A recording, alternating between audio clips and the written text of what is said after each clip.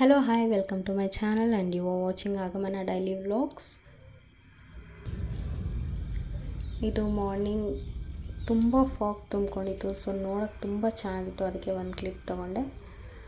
ನಮ್ಮ ಮನೆ ಬಂದು ತೋಟದ ಮಧ್ಯೆ ಇರೋದ್ರಿಂದ ಫುಲ್ ಗ್ರೀನಿಶ್ ಆಗಿರುತ್ತೆ. ಸೊ ಹಾಗೆ ಪಕ್ಷಿಗಳ ಸೌಂಡ್ ಕೇಳೋಕ್ಕೆ ತುಂಬ ಮೆಲೋಡಿಯಾಗಿರುತ್ತೆ. ಅವತ್ತು ತುಂಬಾ ಫಾಗ್ ತುಂಬಿಕೊಂಡಿತ್ತು. ಸೊ ವಿಂಟರ್ ಸೀಸನ್ ಇರೋದ್ರಿಂದ ತುಂಬ ಫಾಗ್ ಇರುತ್ತೆ, ಚಳಿ ಆಗುತ್ತೆ. ಮಾರ್ನಿಂಗ್ ಬೆಳಿಗ್ಗೆ ಬೇಗ ಎದ್ದೇಳೋದಕ್ಕೆ ಆಗಲ್ಲ. ಇದು ಚಿಯಾ ಸೀಡ್ಸ್ ಮತ್ತು ಲೆಮನ್ ವೆಯ್ಟ್ ಲಾಸ್ ಮಾಡೋದಕ್ಕೆ ನನ್ನ ತಂಗಿ ಅದನ್ನು ಕುಡಿತಾಳೆ. ಮನೆ ತುಂಬ ಫುಲ್ ಮೆಸ್ಸಿಯಾಗಿತ್ತು. ಇದು ಮಧ್ಯಾಹ್ನ. ಸೊ ಅದಕ್ಕೆ ನನ್ನ ತಂಗಿ full deep cleaning ಮಾಡ್ಕೊತಿದ್ಲು.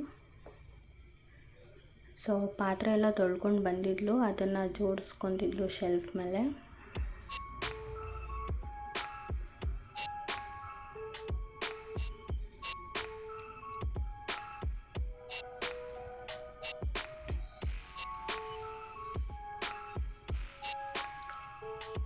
Gas stove ಎಲ್ಲ ಫುಲ್ಲು ಮೆಸ್ಸಿಯಾಗಿತ್ತು. ಸೊ ಅದನ್ನು ಕೂಡ ಕ್ಲೀನ್ ಮಾಡ್ಕೊತಿದ್ಲು.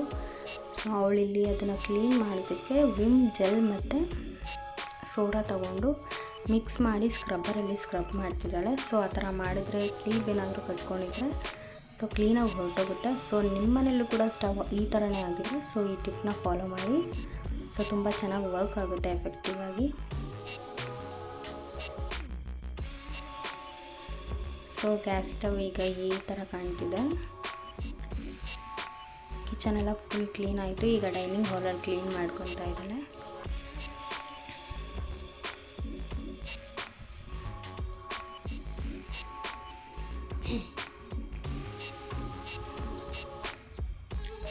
ಸಂಡೇ ಇರೋದ್ರಿಂದ ಫುಲ್ ಡೀಪ್ ಕ್ಲೀನಿಂಗ್ ಮಾಡ್ಕೊತಿದ್ಲು.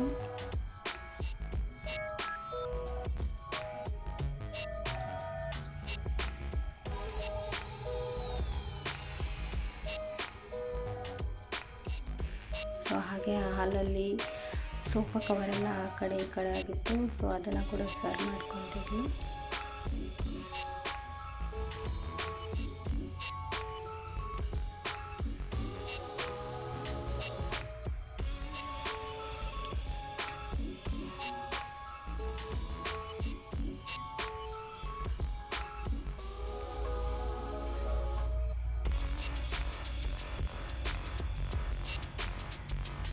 ಮನೆಯೆಲ್ಲ ಕಸ ಗುಡಿಸ್ಕೊಂಡು ಈಗ ಮಾಪ್ ಮಾಡ್ತಿದ್ದಾಳೆ.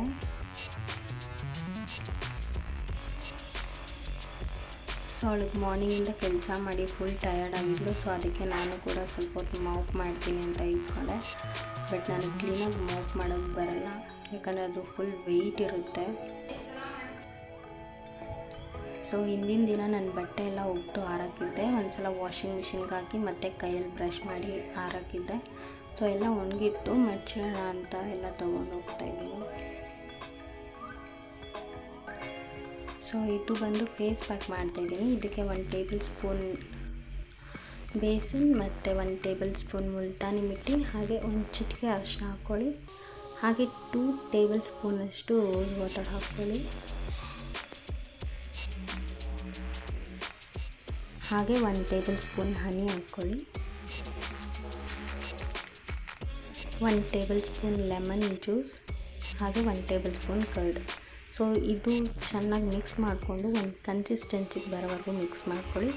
ಇದು ಫುಲ್ ಎಫೆಕ್ಟಿವ್ ಆಗಿರುತ್ತೆ. ಹಾಗೆ ಮಧ್ಯಾಹ್ನ ನಮ್ಮ ಮತ್ತೆ ಮಕ್ಕಳು ಬಂದಿದ್ದರು. ಸೊ ಅವ್ರ ಜೊತೆ ಸ್ವಲ್ಪ ಹೊತ್ತು ಮಾತಾಡ್ಕೊಂಡು, ಹಾಗೆ ತೋಟದಲ್ಲಿ ಕಡಲೆಕಾಯಿ ಹಾಕಿದ್ರು.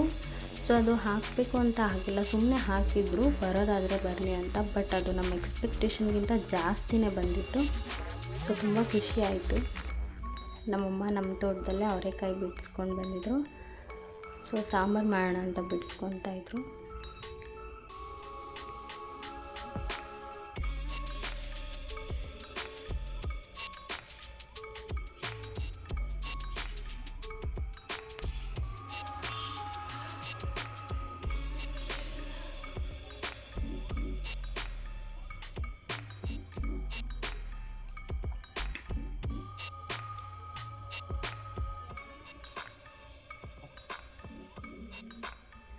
ಜಾಸ್ತಿ ಕಡಲೆಕಾಯಿ ಬಿಟ್ಟಿತ್ತು. ಸೊ ನೋಡಿ ಫುಲ್ ಖುಷಿ ಆಯಿತು ನಮಗೆ. ಇಷ್ಟು ಬಿಡುತ್ತೆ ಅಂತ ನಾವು ಎಕ್ಸ್ಪೆಕ್ಟ್ ಕೂಡ ಮಾಡಿರಲಿಲ್ಲ. ಸೊ ಹಾಗೆ ಅದನ್ನೆಲ್ಲ ಬಿಡಿಸಿ ಫುಲ್ ಕ್ಲೀನ್ ಮಾಡ್ಕೊಂಡ್ವಿ.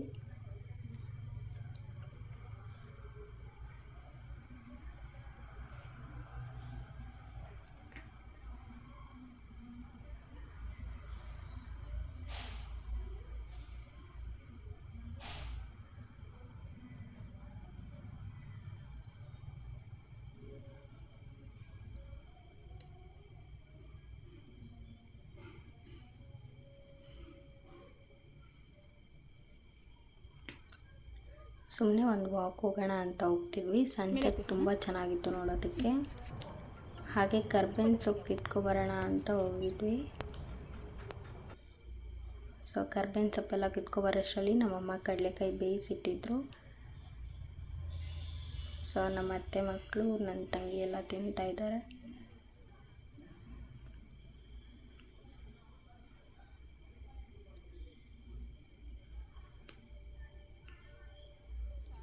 ನನ್ನ ತಂಗಿಗೆ ಮೆಹಂದಿ ಹಾಕೋದು ತುಂಬ ಚೆನ್ನಾಗಿ ಬರುತ್ತೆ. ಅವಳು ಯಾವುದಾದ್ರು ಫಂಕ್ಷನ್ಸ್ ಇದ್ದರೆ ಅವ್ರ ಫ್ರೆಂಡ್ಸ್ಗೆಲ್ಲ ಹಾಕೋಕ್ಕೆ ಹೋಗ್ತಾಳೆ. ಅವತ್ತು ಸಂಜೆ ನೀರು ಬಿಟ್ಟಿದ್ರು ಕುಡಿಯೋದಕ್ಕೆ. ಹಾಗೆ ನಾನು ನೀರು ಹಿಡ್ಕೊಂಡೆ. ಹಾಗೆ ಟೀ ಮಾಡೋಣ ಅಂತ ನನ್ನ ತಂಗಿ ಟೀ ಕುಡಿಯಲ್ಲ. ಸೊ ಅವಳಿಗೆ ಕಾಫಿ ಮಾಡಿಕೊಟ್ಟು ನಾನು ನಮ್ಮಮ್ಮ ಟೀ ಕುಡಿದ್ವಿ. ಆ್ಯಕ್ಚುಲಿ ಅವತ್ತು ನೈಟ್ ನಮ್ಮ ಮಾಮ ಮನೆಯಲ್ಲಿ ಡಿನ್ನರ್ ಅರೇಂಜ್ ಮಾಡಿದರು. ಸೊ ಅಲ್ಲೇ ಊಟ ಮಾಡೋಣ ಅಂತ ಮನೇಲಿ ಅಡುಗೆ ಮಾಡಿರಲಿಲ್ಲ. ಸೊ ಕ್ರಿಸ್ಮಸ್ ವ್ಲಾಗ್ ಕೂಡ ಹಾಕ್ತೀನಿ ನಾನು. ಸೊ ಎಡಿಟ್ ಮಾಡೋದಿದೆ, ಎಡಿಟ್ ಮಾಡಿ ನೆಕ್ಸ್ಟ್ ವ್ಲಾಗಲ್ಲಿ ಹಾಕ್ತೀನಿ.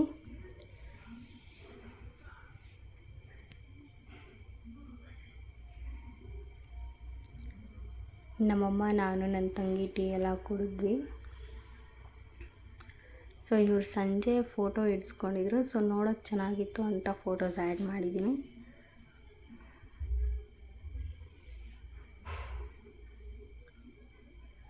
ನನ್ನ ತಂಗಿ ಮೆಹಂದಿ ಹಾಕಿರೋದು. ಹಾಗೆ ಸಂಜೆ ನಮ್ಮಮ್ಮ ಪೂಜೆ ಮಾಡಿದರು, ಅದನ್ನು ಕೂಡ ಆ್ಯಡ್ ಮಾಡಿದ್ದೀನಿ. ಸೊ ಈ ಥರ ಇತ್ತು ನನ್ನ ಡೈಲಿ ವ್ಲಾಗ್. Thank you.